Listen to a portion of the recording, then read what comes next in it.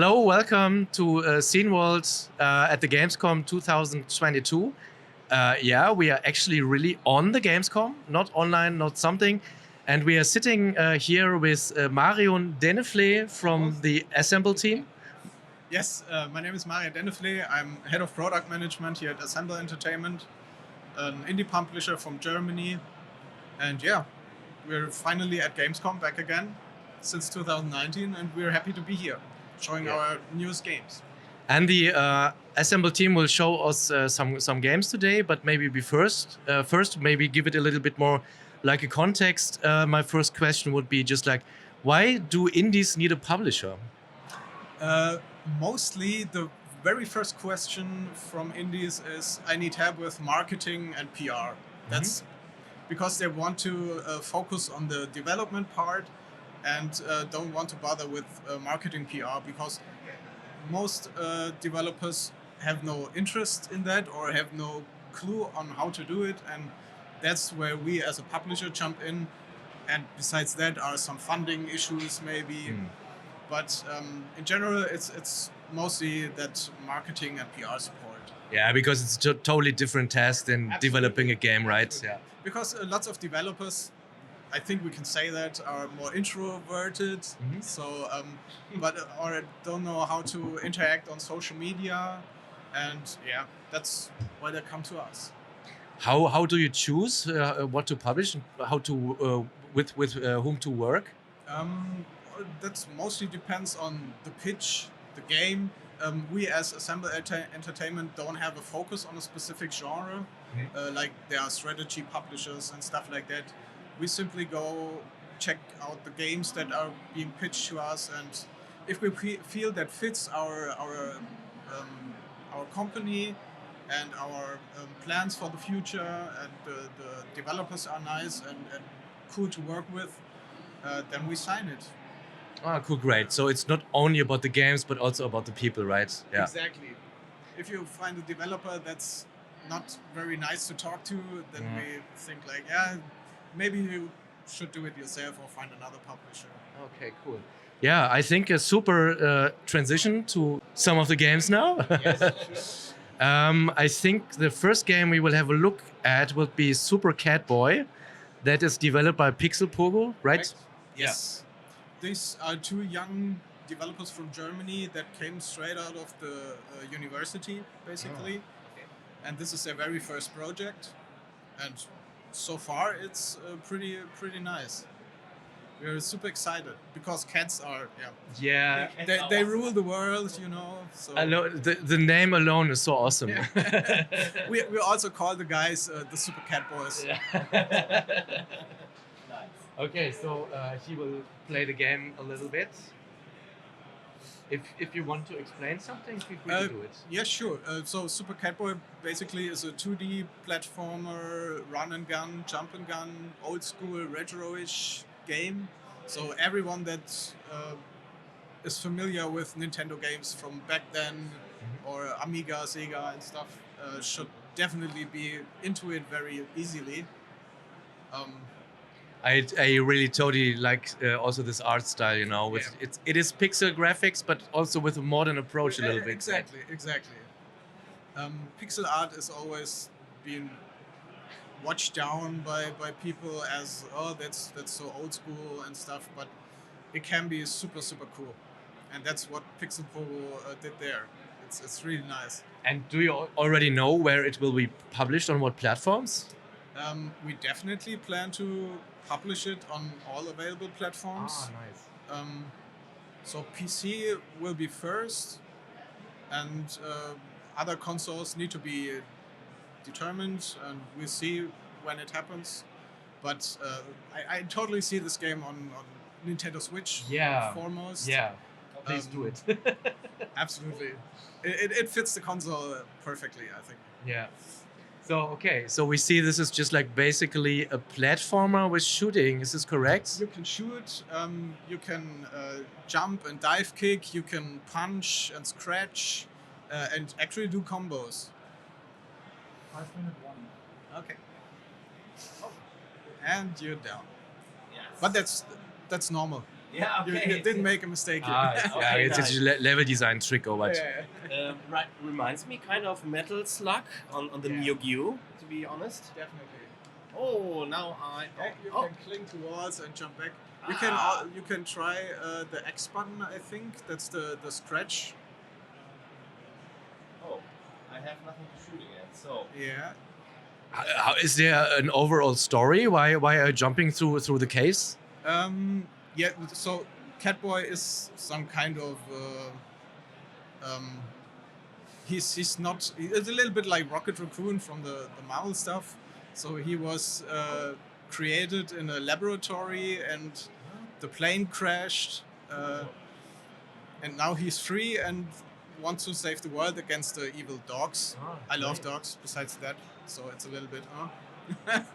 But yeah, that's the. Against dogs. Now I Yeah. see it. Okay.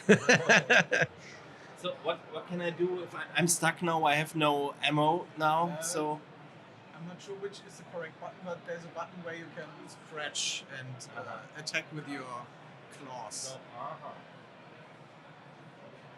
Yeah, that's the one. that's this one. Okay. Yeah, and you can while jumping, you can push down and the scratch button, and then you do a dive kick. Ah, I see.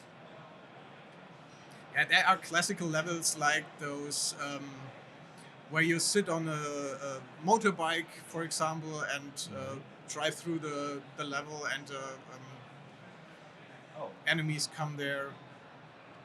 Yeah, it looks super Shake awesome. and Also, shake really, it. really This just is- like the graphics and so on with the lighting, and also what I already see, just like if you jump down into this cave. So I sense there's a little bit also just like maybe good level design also. That's correct. oh, I see this. And that's the typical stuff. You got some coins, you got some secrets, Yes. like those 4 cat symbols that you can. Also some Easter eggs, maybe. Maybe. Maybe. Yeah, the devs are really fans of those of the genres of the games back then, and definitely will build in some Easter eggs. I'm pretty sure about that. You also want to comment something on it? Well, it plays really awesome. It's I just played some Metal Slug thing some months ago on the Xbox, and this one is much more fun, and I think it's more playable, and I really enjoy the graphic style. So yeah, I would definitely buy it for the Switch. You said? Sometime, Probably. Okay, I hope Absolutely. so. Me too. Okay. All right, maybe we should then go Switch to the next game if this is possible. I think it would be the Jules Verne inspired one. Okay. All right, good. Then let's jump to the next game, and this game is called. Verne, the Shape of Fantasy. And this is also something very unique and special. Maybe we can also show the books We will show them afterwards. afterwards. Okay, We got cool. the books from that's the Anaconda Verlag. They supported us on this one with the Jules Verne. Because this is very special about this game because it's inspired by. You can By explain it. by the books of Jules Verne. It's mostly 20,000 Miles Beyond the Sea. I guess it's called in English. I'm not too sure about that. But yeah, it has influence from all his books because he was the one that kind of created the sci-fi stuff. Yeah. He created the sci-fi genre back then.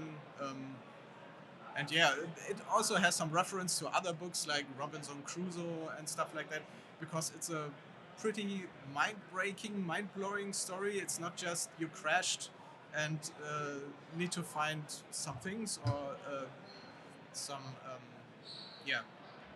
So it's not only about just like playing, but it's also something with a story in your head. Absolutely. There are lots of notes that you can find with has some reference to this and that, and it's kind of you are not basically Jules Verne, even though that you are named Jules Verne, but you are in his mind.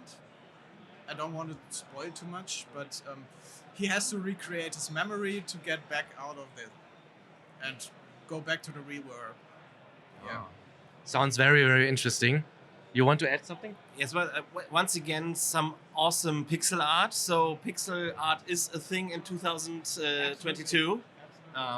That's an amazing thing, I think, because we from the C64 scene, it's normal to us, but to see this kind of a modern hardware is really a thing to say.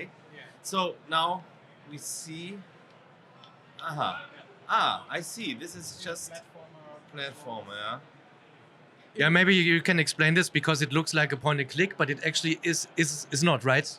No, it might be a point and click for everyone that sees the screenshots or stuff like that, but it actually has platformer controls to make it much more easy to interact with the things that you need to interact with, and make the riddles and stuff.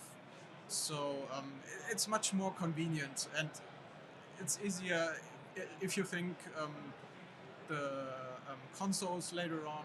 You don't have to recreate the controls for that. So yeah. Yeah, It's super much more interesting convenient. approach.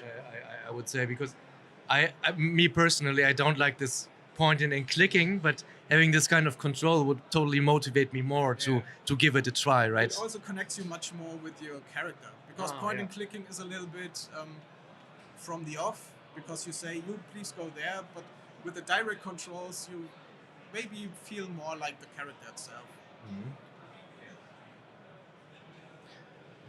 Yeah. Okay. So you're carrying a bottle. Yes. Doing moonwalk. But I don't know. I really don't know what to do now. So I can release it. I see. Yes. And Okay. So Yeah, it looks also super amazing if you see a look at the screenshots. So yeah. it could be straight yeah. from the 80s, yes. yeah. Should Flashback. do it, yes. but with modern controls. So Yes. it's- Yeah. Cool. Very interesting approach, I must say. Yeah. Okay. Yeah. So yeah. Thank you Sure. for presenting the games. Yeah. Absolutely. It was a You big can have a pleasure look at more of our talking games. to you. Yeah. in the We will arena look at booth. more games, but I mean time is short. But very It's Gamescom. thanks. Yeah. Yes, sure. Very great for having you.